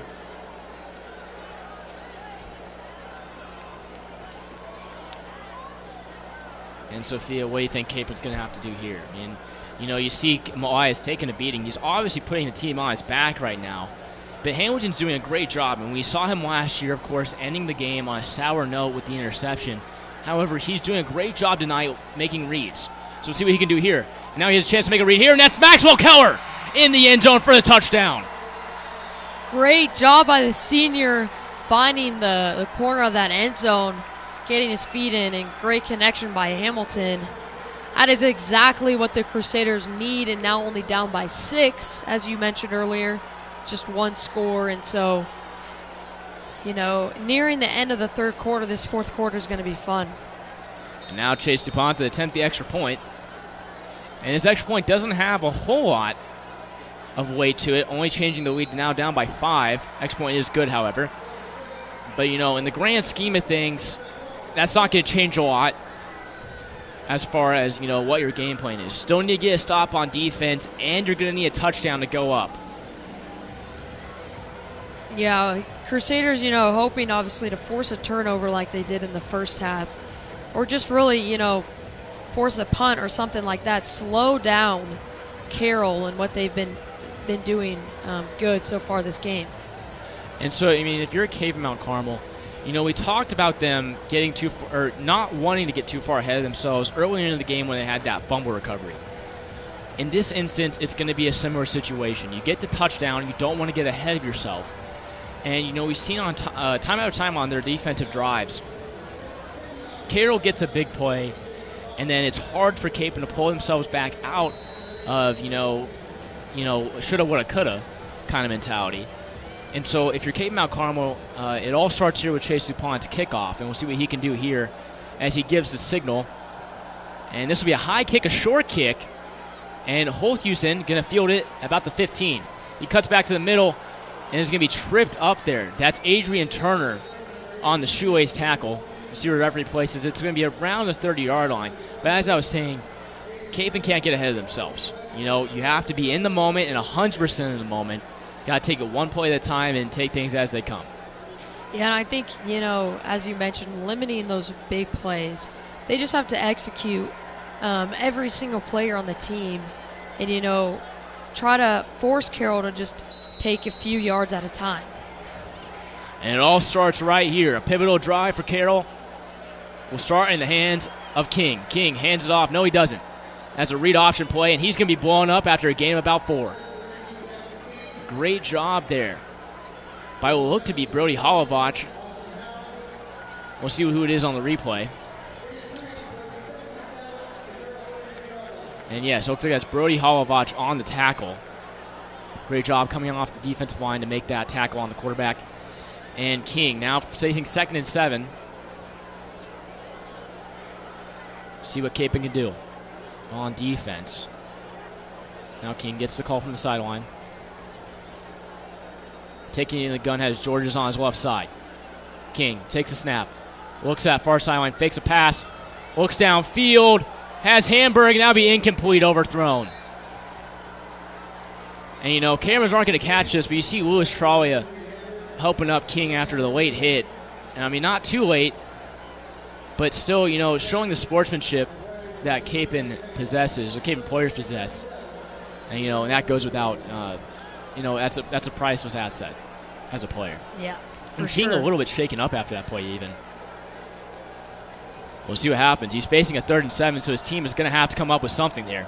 And, 15 seconds remaining in this third quarter, so this potentially could be the last play of this quarter. And so here we go. King in the gun has George on his right side this time. Has plenty of receivers to work with. He rolls out of the pocket, looking, has plenty of time. Now facing some pressure as Louis Tralia finds a man in George. George is unable to get the first down. He's going to be short of it. Let's see if the referee spots it. Big hit there.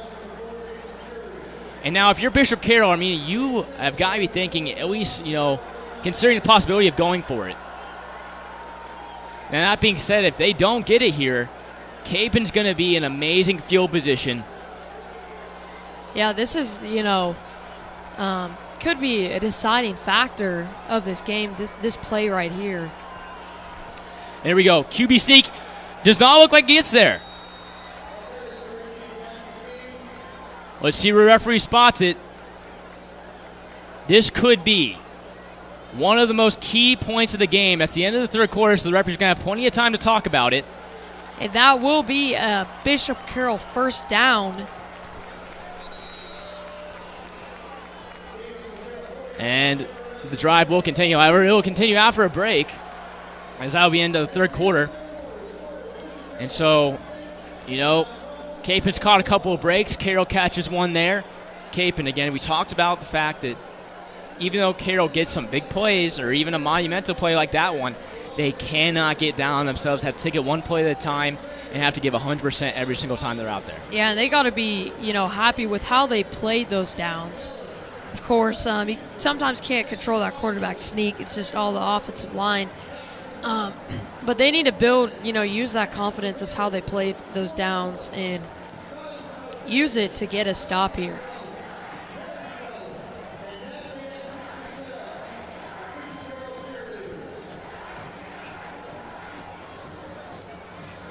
And so now,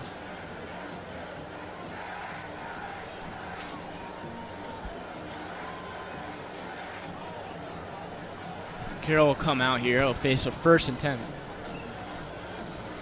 Both teams having the opportunity to regroup, get their players ready, mentally focused, for this huge fourth quarter.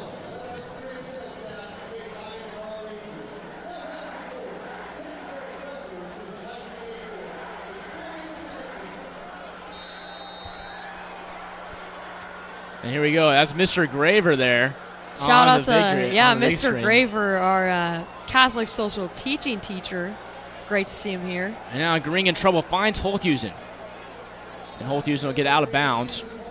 And that'll be not enough for the first down.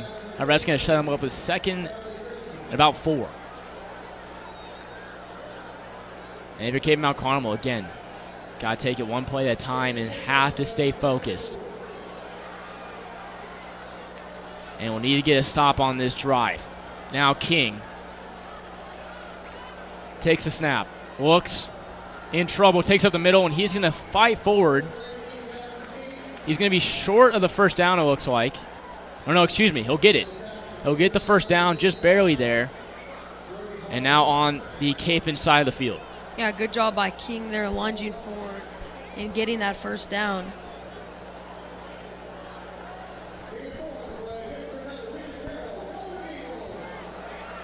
And now King getting the call from the sideline, regrouping with his players. He's going to take this one in the gun. Georges on his right side here. And now he'll give it to Georges. Georges has some room. He brought down after a gain of about 3.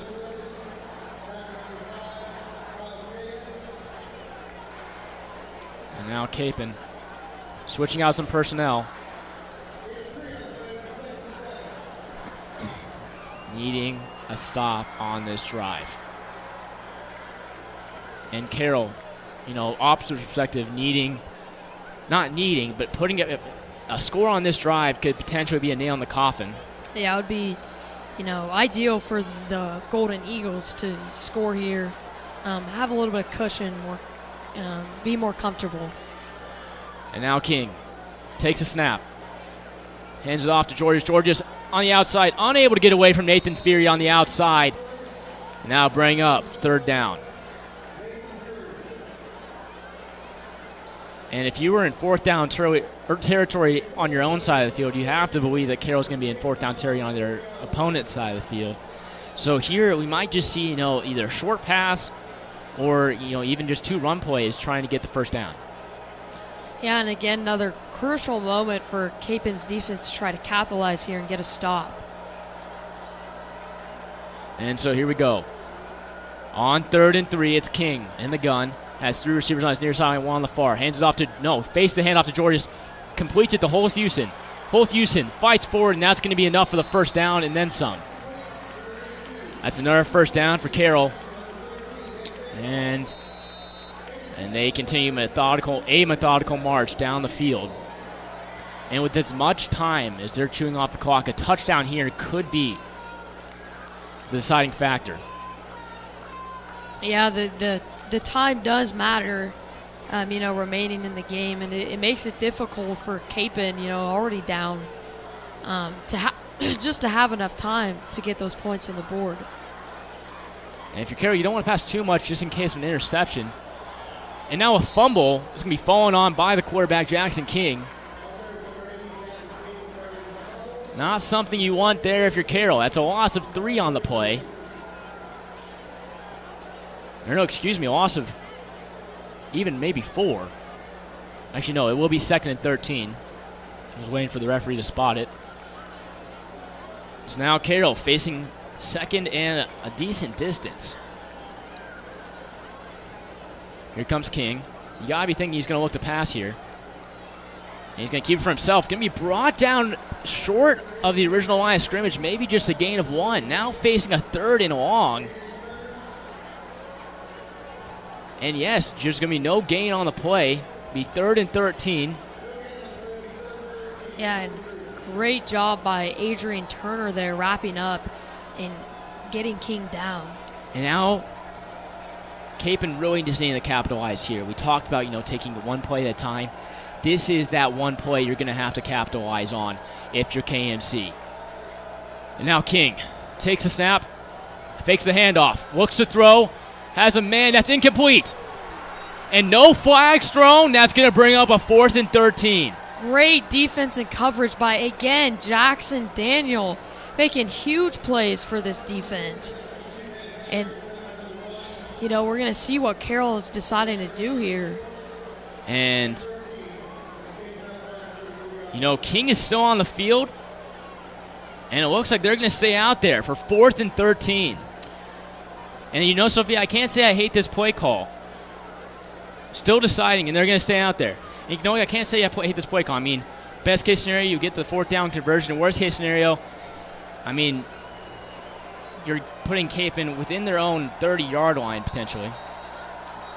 And now, looks like timeout can be taken by Bishop Carroll before this play. But as I was saying earlier, worst case scenario, you set Capon up at their, let's say there's a loss on the play, you set them up at their 35. That's not the worst field position to give up. Yeah, if you think about it, they, kickoff, that's potentially where Capon could end up. And so, not losing a lot of yards there on the defensive end for Carroll. But if they do convert, that is huge, absolutely huge. And so Capon's defense having some pressure here, they really just need to be solid. Not give up any huge passes will be key, as it is 4th and 13. And Sophia, a lot of these guys have grown up Capon fans and have dreamed of having this moment. And if you're on the Capon defense right now, you got to be thinking, this is my moment to shine, this is my moment to set Capon up with a chance to go ahead in this game. Regardless of that, you got to stay focused and in the moment. And now for 4th and 13, King comes onto the field. 3 receivers on his near sideline, 1 on the far. Has Georges alongside with him in the backfield. Let's see what he can do. Takes it in the gun. Takes a snap. Looks to throw. Drops back. Looks in the middle of the field. Multiple Capon defenders. And no flag thrown. Incomplete. Great coverage there by a committee of Capon defensive backs. And the first one there I saw, and in front of the Carroll receiver, was, of course, number 4, senior Nathan Fury. And, Carroll fans angry, looking for a flag. Yeah, a flag there for pass interference. But, you can hear the boos in the crowd. However, Capon is giving this opportunity. Classic Coach Shart's fashion, they can just take their time down the field. And, that'll set them up very nicely.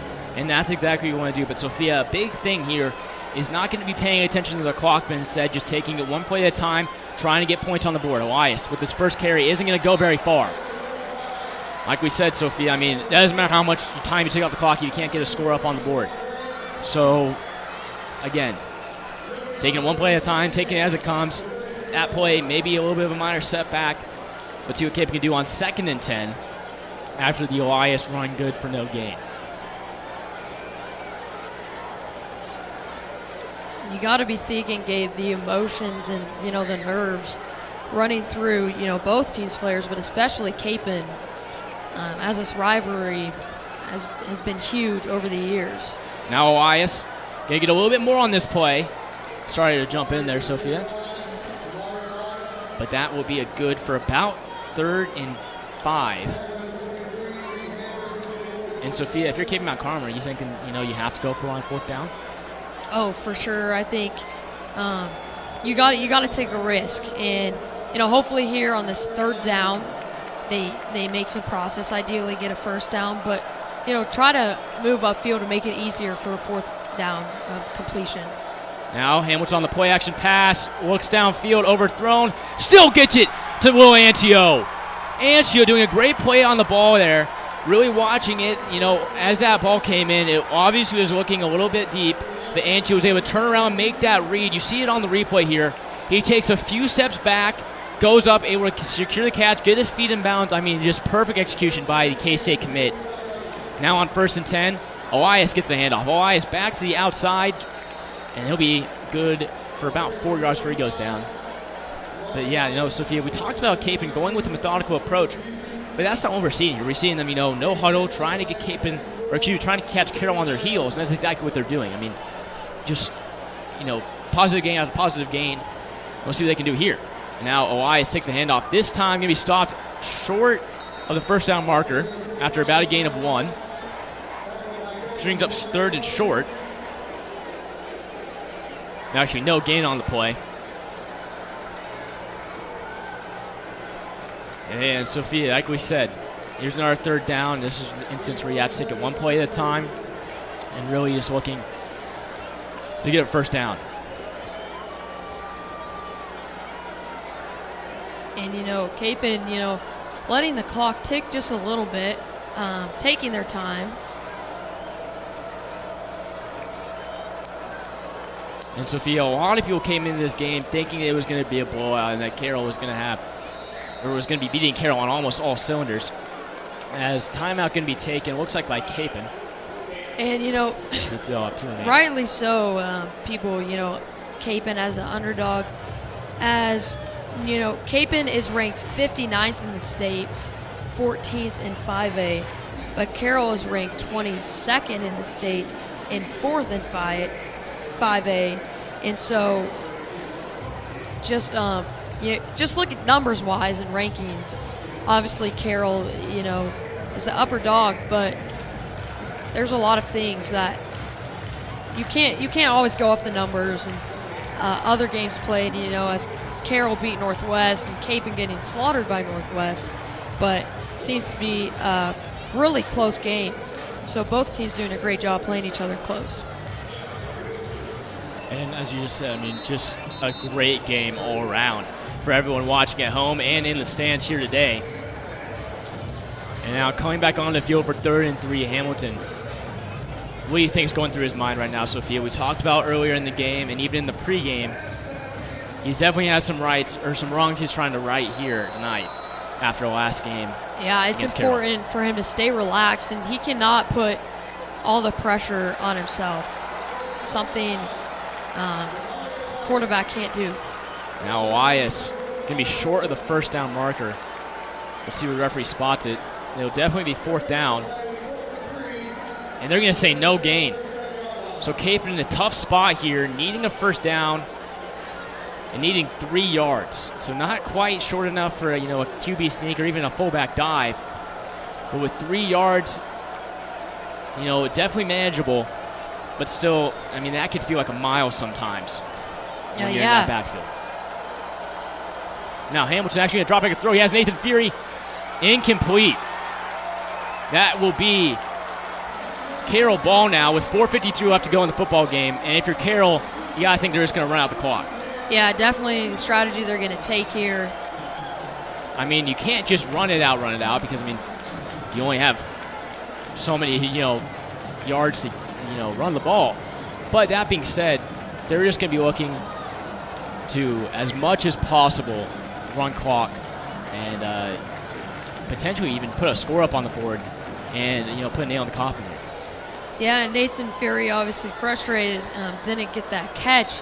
But here's an opportunity for him to make a play, make a statement, and earn it back. Here we go. Carroll comes out. Bunch trips formation on this near sideline. One receiver on the far sideline, and that's Looks like Brees on the carry. That'll be stopped right at the line of scrimmage. That's Brody Holovach on the stop.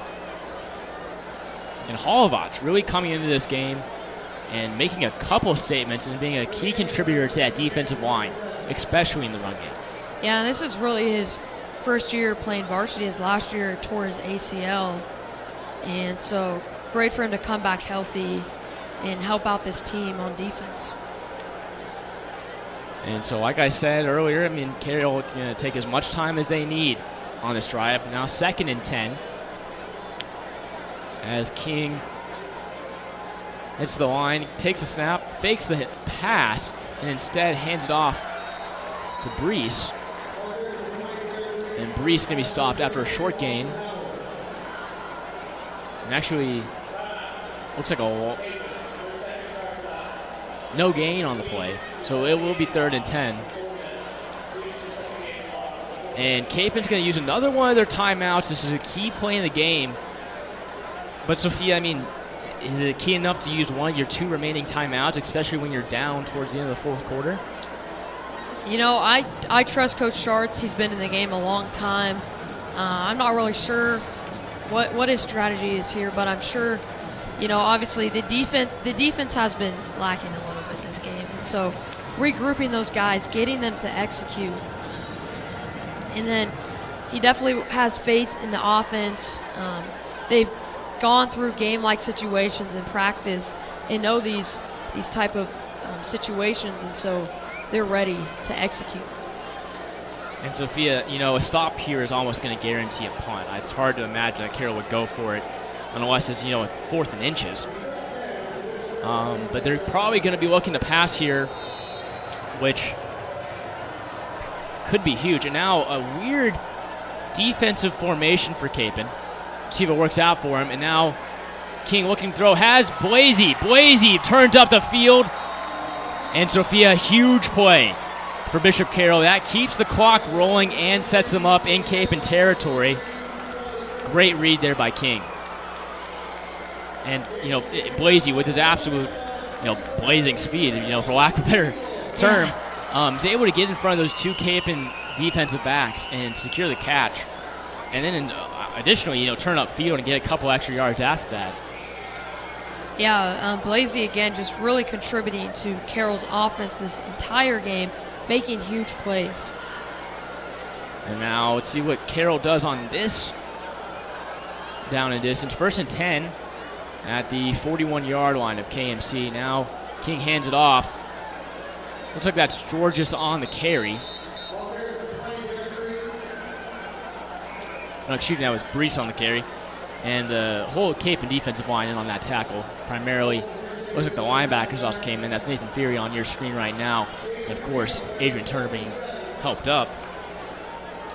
So now 2nd and about 7. We'll see what Capen does here. And for Carroll, biggest thing here is to, you know, hold on to the football. You don't want to give up a fumble, don't want to give up an interception. So we'll see what they can do here. Now, King has the ball, looking on the option play, cuts back, reverses his field, and now has some room. That's Austin Howard trying to chase him down, and he gets there, but not until after the 1st down. It looks like there's a flag on the opposite side of the field, and that could be offensive holding on Van Hamburg, number 2. I don't know if the cameras caught that, but just as we see King reverse his field on the opposite side of the field, there's Van Hamburg kind of holding Dominic Shipley back there. And so this could be a key moment here for Bishop Carroll, because that will stop the clock. Or no, excuse me, no, it will not stop the clock. I don't believe so. It will start. Oh, and it looks like it's actually a face mask on the KMC Crusaders. So that will march the Golden Eagles upfield. Yeah, not what I was expecting there. But regardless, here we go. Ball at the 14-yard line. It'll be 1st and 10 for Bishop Carroll. And let's see what happens here. And now Carroll with the chance to seal the game with a touchdown late in the fourth quarter. And King has been in this situation before, especially in their first game of the season against Northwest. So he's no stranger to this.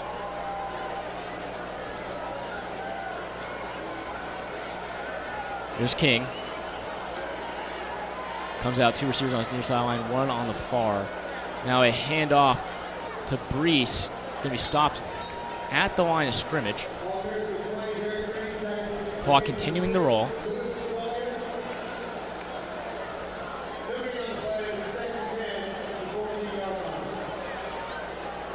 And Sophia, not much hope for the Cape Crusaders, but they've got to stay in the game here. So you never know what happens. Miss botch snap, interception even. We'll see what happens. But if you're Bishop Carroll, you got to be feeling good right now. Both a chance to seal the game or even just run out the clock here. Exactly. I was going to say the clock is really the main factor here. And so here we go as King once again hands the ball off. And it looks like it's tripped up in the backfield. That's Brees. That brings up a 3rd and long. So we'll see if Carroll looks to pass here. Even a field goal would put them up pretty comfortably, up by 8. Capon could come down and score a touchdown with a 2-point conversion and tie it up. But I think they're going to be looking to go for the touchdown here. With such little time left. Yeah, very, very difficult, even if, ideal scenario for the Crusaders, getting the ball back and trying to go downfield. Do not have any time on the clock. And so here we go. And now this is King. King takes a snap, fakes the handoff, and brought down. And timeout can be called. It'll be 45 seconds left on the clock. Now 44. Let's see, they put a couple of seconds back on there. It'll be 4th and 12. Bishop Carroll, I think they'll send the kicking team out.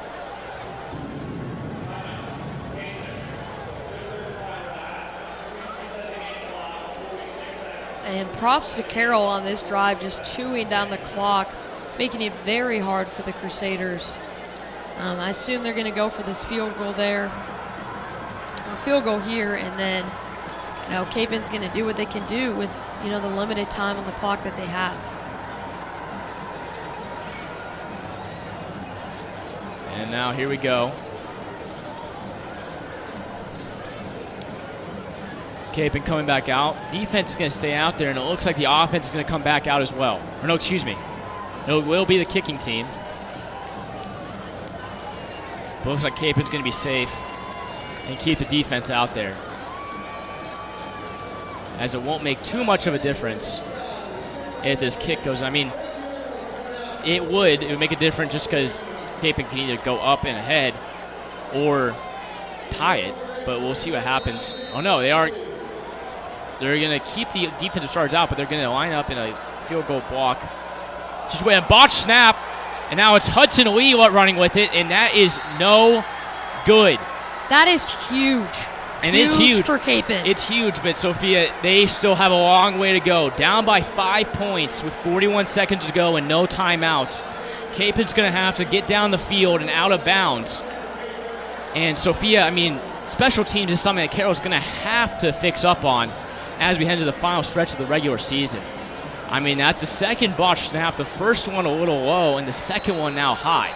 So let's see what happens. Capon, 2 receivers on either side. Now Hamilton drops back to throw. In trouble. Can't take a sack. Throws downfield, and that's out of bounds. He was looking for his brother on the play, Bryson Hamilton. Regardless, another big factor to, think about here is that Hamilton cannot take a sack. If you take a sack here, the game is over just because the clock is going to run out. Now with 34 seconds left to go in the football game, Capon needing to get downfield, and as I said, needing to get out of bounds because even with a spike, you're losing at least 20 seconds here. And now bad snap, Hamilton looks, finds Max Keller for about a 7-yard gain.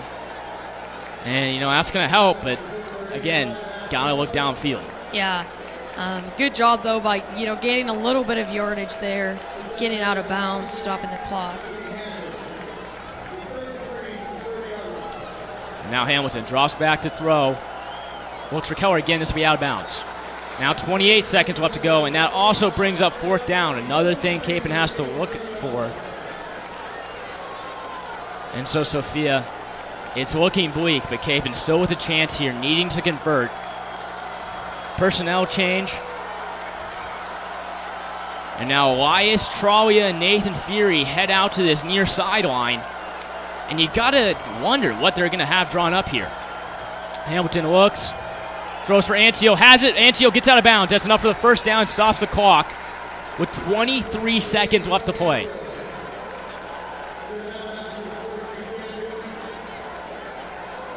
And Sophia, you know, there's got to be a million thoughts in number 11's minds right now. But there's only one that he has to focus on, and that's getting the ball downfield and out of bounds, making the right read, not taking a sack. And actually, I just listed about 5 thoughts right there. Yeah. So you got to imagine how many are going through his head right now. Yeah, and especially like going back to last year as he had that mistake at the end of the game. He obviously can't blame, you know, that loss on himself, but still it's just something going through his mind and something he's thinking about. Hamilton finds Max Keller out on the sideline. Now 17 seconds. That's complete and out of bounds. 17 seconds left to go, and now Capon enters. No, actually will be just outside Bishop Carroll territory. And so, you know, about half the clock gone now, and they're halfway down the field almost. So, you know, you're doing the math in your head. It's plausible, but they still, you know, take it one play at a time. And we'll see what Capon can do here.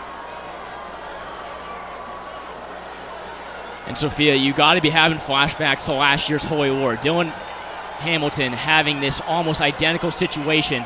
Let's see what he does here. Hamilton out of bounds. And there's a flag thrown on the play. And you got to think this is going to be for offensive holding. And, you know, Mario Elias showing. And Marshall Elias showing some emotion. But you got to be careful. And now they'll be holding on the offense. That pushes them back 10 yards. And now with 11 seconds left, Capon is going to have probably one more good attempt, maybe one more rush attempt after this. Yeah, they're gonna need a Hail Mary here, Gabe. And you know, Hail Mary, full of grace, the Lord is with thee. Blessed art thou among women, blessed art thou in Jesus. Holy Mary, Mother of God, pray for our sinners now, never shall be, world without end, amen. Now Mario Elias gets the handoff, or excuse me, gets the toss play, and he gets out of bounds, or no. No, the referee is going to signal he was down inbounds, and that will be the end of the football game. And none of the Capon coaches happy about that one. Now, wait a second here. The ball has been spotted. And so I think they're going to say that Elias did get out of bounds. And so Capon's going to get one more chance here.